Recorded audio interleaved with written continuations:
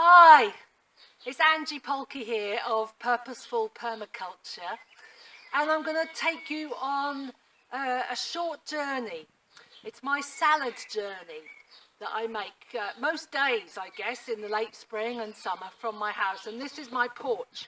So here's my back door, and this salad journey is a journey with a difference, because it's a salad journey that I have not had to make any effort at all to grow. I've not had to lift a finger. It just happens naturally. So I'm going to take you on that little journey and I'll show you how it all happens as we go en route. So this is the bed that is right outside my back door. I'm still standing by my porch. And it's a bed that we've put in for to keep it for the things that we want to have very close to the house, that are easy to harvest quickly and things that we use a lot. But here we've got, in this bed, we've got kales that we use every single day, chives, garlic chives, sorrel, a succulent called opine, or it's a type of sedum, marjoram and various other herbs. There's some mint there waiting to be planted as well. And the journey I take from the house goes down here across our driveway, and you will soon be able to see other beds where there are things that you might not consider normally to put in a salad, but they're perfectly good to have in a salad and tasty.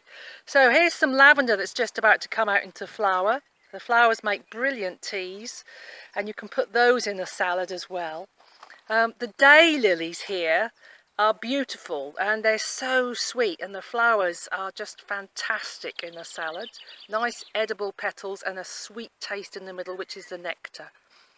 Passing past to sage, and with the sage flowers and rosemary flowers. You can see by the side of our barn. All of these things can be put into salads in small quantities. I emphasise the small quantities because they're quite strong flavoured. And then as I go through to the main vegetable garden, you can see the crops here all ready for this year's harvest. But what I've got is some of last year's harvest. So you can see the kale, which has all gone to seed now. That's going to be my pumpkin bed, but the flowers themselves and some of the more tender leaves left on the side can also go into salads. More daylilies here in this south-facing bed. And then along here there's this beautiful plant that some of you may know is brilliant for butterflies and bees later in the summer, very late summer, autumn. It's called Iceplant, and it has big red flowers that are like a magnet for bees and butterflies, but the leaves themselves are very edible and crunchy and not too strong tasting either. And then we come round, yet more daylilies. You can see we like daylilies. And then I come to where the bulk of the salad happens, and that's in the polytunnel at this time of year where we are, but it could also be outside in the summer and very late spring and summer when things are germinating outside. So what happens in here is that we've got a lot of self-seeded and short-lived perennials that are fantastic, and they are my bulk salad crops. Very rarely do I grow things like lettuces, etc.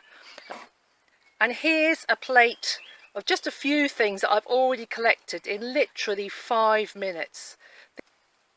So I've got about 30 plus, I think about 36 different leaves and flowers that I can eat in the garden right now, for which I don't have to put any effort in at all apart from harvesting. But the two that really are my mainstay, or the two most, is this one. This is a very large-leaved mallow. All the mallows are edible, and it has, the youngest ones are more tender, but they do have really big leaves. It's a short-lived perennial.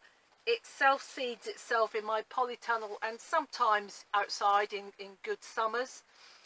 It's relatively neutral flavoured, a bit like a lot of the lettuces, but it's a great backdrop for all those very, very tasty flowers and other highly aromatic leaves that I put in as well.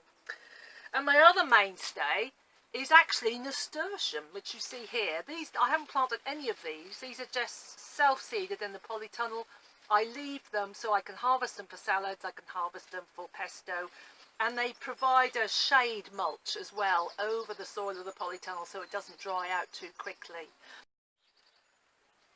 And of course the beautiful thing about this is that you not only are you getting food that is like 5 minutes from the garden to the plate, but it also means that you are watching your garden and seeing it in a different way.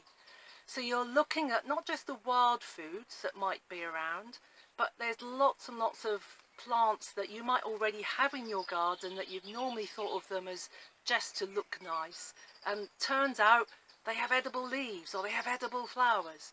So you start to see your garden through a different viewpoint, and also the seasonal aspects of the garden really come home to you. As you walk around, you increase your observation, you notice things in nature, you get that kind of subliminal feeling of well-being because you're outside and you're looking after yourself with lovely healthy food and the birds are singing, etc, etc. And of course the garden itself benefits from your attention, so you can see where you need to do a little bit of tweaking or planting up or mulching or whatever.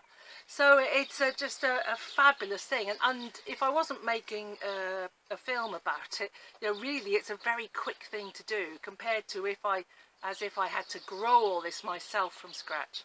So I highly recommend that you look at your garden in a different way next time. Take care, and I'll see you again. Thanks. Bye.